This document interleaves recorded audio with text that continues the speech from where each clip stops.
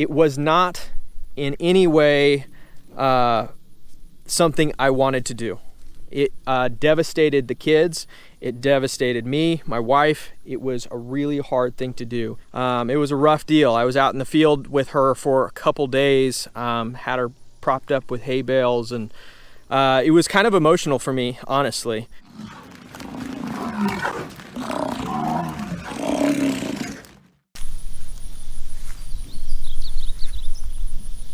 Strong Wind is acting like the lead cow and leading the rest of the herd. It's been kind of a toss-up lately as to who is the lead cow, either Strong Wind or Red Prairie. They have been kind of switching off roles, and I really can't tell lately.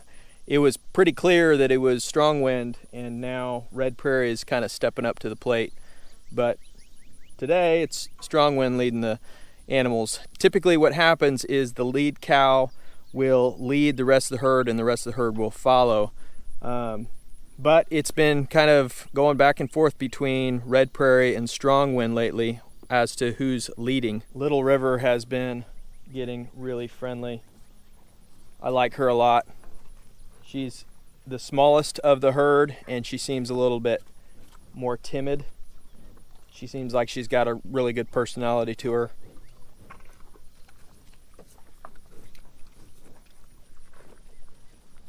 White Feather is another one that has been getting a lot more friendly too.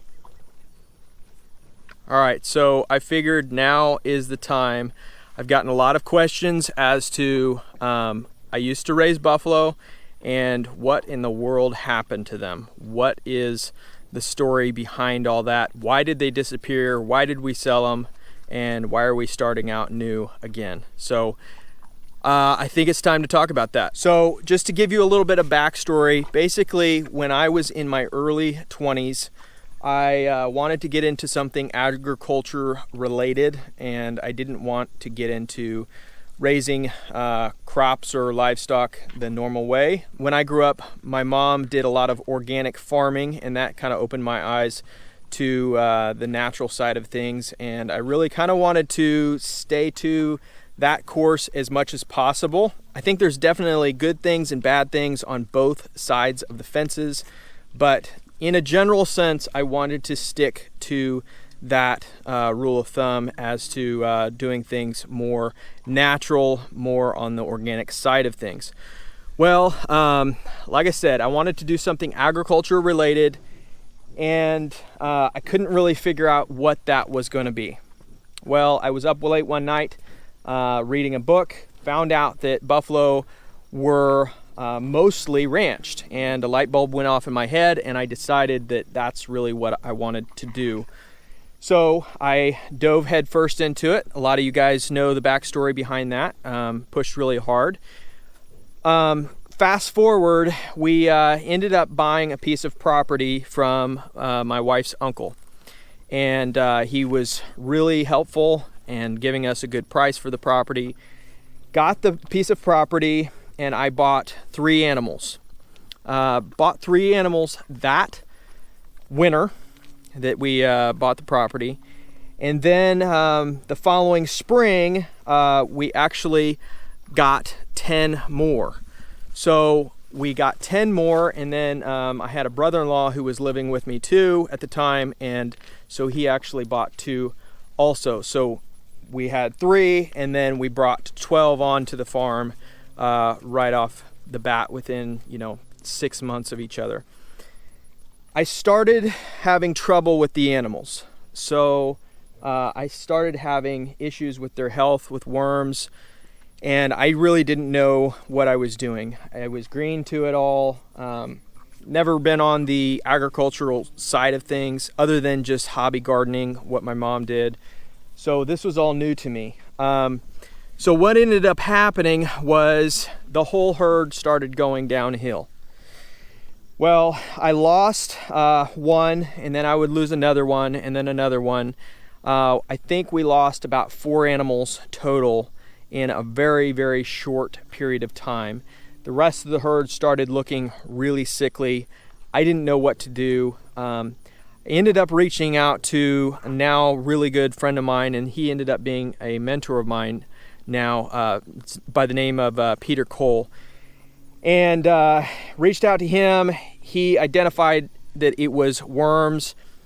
We were able to get them on a program, and lost one more after that from toxicity, what they call it. So basically, if they have such a worm load in their body and you kill all those worms, then those dead worms can create a toxin inside the body. Well, that's what happened to one of them, unfortunately. It was a rough deal. I was out in the field with her for a couple days, had her propped up with hay bales, and it was kind of emotional for me, honestly. But we got through that. The rest of the herd recovered, and then my herd bull actually died. His name was Buffalo Bill, and we named him after my wife's uncle. His name was Billy. And so that herd bull died, and so then we set out to get another herd bull. I went to a sale and we got another herd bull, and we named him Gray Sky. I think I've got some pictures of him somewhere, and I'll have to dig those up for you guys, but he was an amazing herd bull. So then we ended up having calves out of Gray Sky to a couple of our females, and they ended up being tremendous calves. I had what's called a uterus prolapse happen to one of the girls. So I went out there one morning. She had given birth to one of the calves, and her uterus was spent out onto the ground. She was already passed away. She already died. And so I called around, talked to some of the other producers, and it turns out that uterus prolapse is actually extremely, extremely rare in bison. And it happened to be one of our first calves that it happened to. So that was devastating. So we had a number of them die. It was a struggle. We got through it though.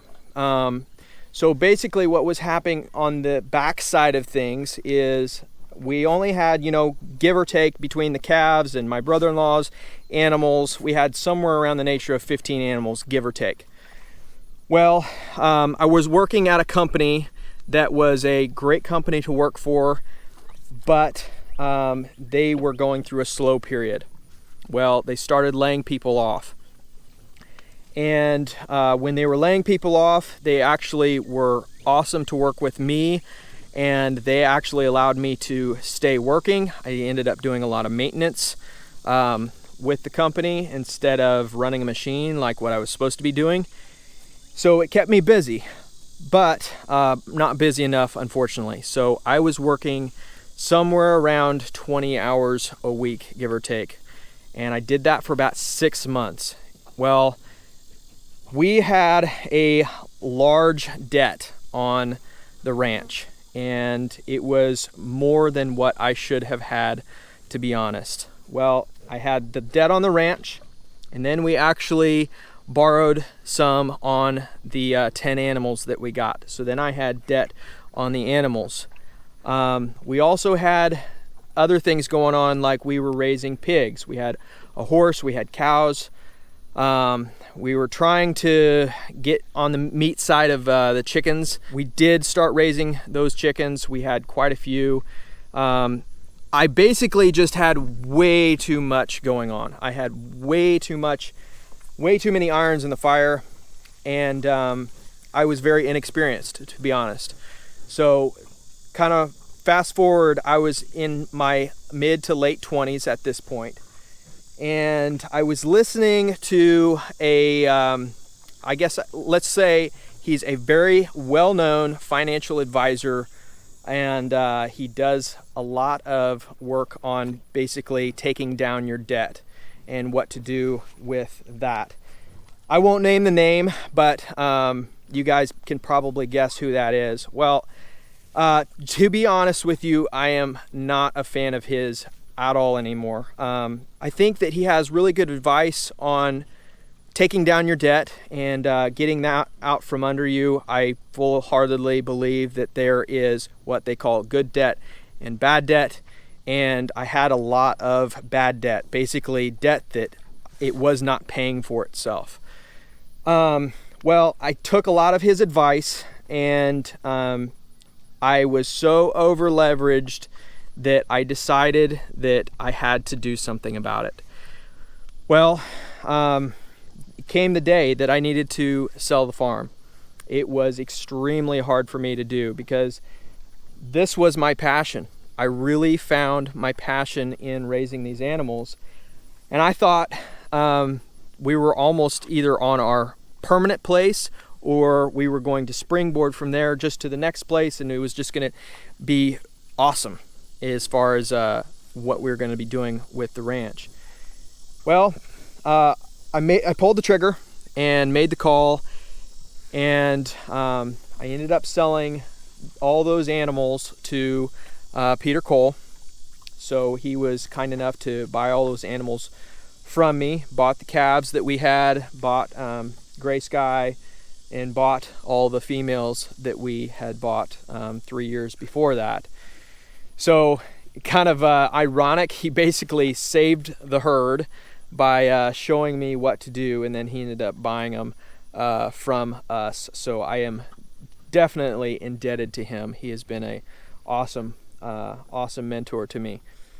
But so basically I sold the herd, and we were presented with an opportunity to move out of state to Virginia. So we took that opportunity, ended up going to Virginia. Virginia just didn't work out for us for a number of different reasons. The terrain wasn't quite right for what I was looking for to be able to grow the animals. Like I've said before, our goal with this whole ranch is 300 to 500 animals. And I just didn't see that happening in Virginia. So we made the call and we basically came back to Kansas. It's been a long haul. We basically had to sell everything from that farm. I had squeeze chute, I had a corral set up, not completely, but it was getting the start of it. We had animals, we had fencing, a house. I had like 3 or 4 barns, equipment, all that got sold. We went through a really rough stage selling that and then having to start over again. So what we ended up doing is coming back to Kansas, and we bought a 60-acre piece that had nothing on it. So there was no water lines, there were no electricity, there was no fencing, nothing. And we have started from scratch. So working on building a house, working on water systems, electric systems, the whole 9 yards had to happen before we got these animals. So that's in a nutshell. It's kind of a long story to even explain here, but that's what happened with those animals. I really wish I had those animals today. Some people have given kind of some nasty comments, unfortunately. Most of you guys are awesome, and I'm thankful for that. But there's been some, comments of, if you really knew what you were doing, why did you sell your last herd? Different things like that. And I just want to be able to kind of give you guys a little bit of a backstory. It was not in any way something I wanted to do. It devastated the kids. It devastated me, my wife. It was a really hard thing to do. We had basically a 5-year gap where we didn't have any animals, and I actually removed myself from the whole scene to try to focus on what I needed to do with building the house, getting the property set up in order to get back started again. So, I really didn't connect with some of the other producers for 5 years, and that was hard in itself. I kept in touch with Peter Cole off and on, but it has been a huge relief to see these animals in the field again. I can't explain what these animals are like in person. Some of you guys have seen them in person. Some of you guys know what it's like. But it is something, literally, it's surreal. These animals just seem prehistoric. They seem like they are a connection to the past. It seems like you can reach out and touch the past. It's so, so cool to have these guys out in the field. There's so many benefits to them. They are great to raise, but beyond that, like I said, it just seems like it's a connection to the past. So I love having these guys in the field. So hindsight's 2020. What would I have done differently? I would not have listened to the financial advice that I was listening to. I would have listened to someone else. So my wife's uncle, I have to give him credit. He is a tremendous guy, and he actually tried to mentor me when I was in my mid-20s and I was very stubborn. He is a very successful businessman, so I was listening to that other person that I don't want to name, but it was not right advice for our ranch. So my wife's uncle, he made multiple phone calls to me saying, Noah, don't do this. Here's what you should do. And he laid out a whole plan. Well, I was stubborn. I thought I knew better. I thought the more well-known person on the radio or TV show was going to know better than I did, and better than he did. But unfortunately, that wasn't the case.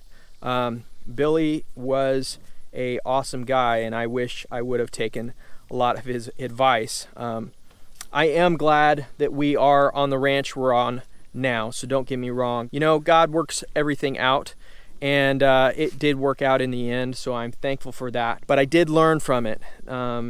There are a lot of things that I could have done differently, and that I'm trying to implement with these animals in our ranch now. So I am thankful for it in a way that I went through it, because I learned a lot, and frustrated in other ways that I didn't listen to people that really cared about us and our ranch more back then. But you know, you live and learn. Those were my 20s and stupid days, and now I'm in my 30s and I'm probably in my stupid days too. Who knows? But I'm trying to be a little bit more smart about it, and listen to those guys who have our better interest at heart. So hope you guys enjoyed a little bit of that backstory of our ranch. I'm super excited to get started with these guys again, and I really enjoy sharing these videos with you guys. I enjoy being able to show what it's like to start from scratch. So you guys are getting to see what it's like from the very beginning. Even though I've got experience on another ranch, you're getting to see from the very start what it's like to raise these magnificent bison or buffalo. So thank you guys for watching. I appreciate you guys hitting the like button if you have enjoyed this video. Subscribe if you haven't already. I know like 80% of my viewers are not subscribed, so subscribe. It really helps us push these animals forward and push our ranch forward, so thank you for that. I appreciate you guys watching. My name is Noah Gordon. We are Broken Arrow Bison, and we will see you next time.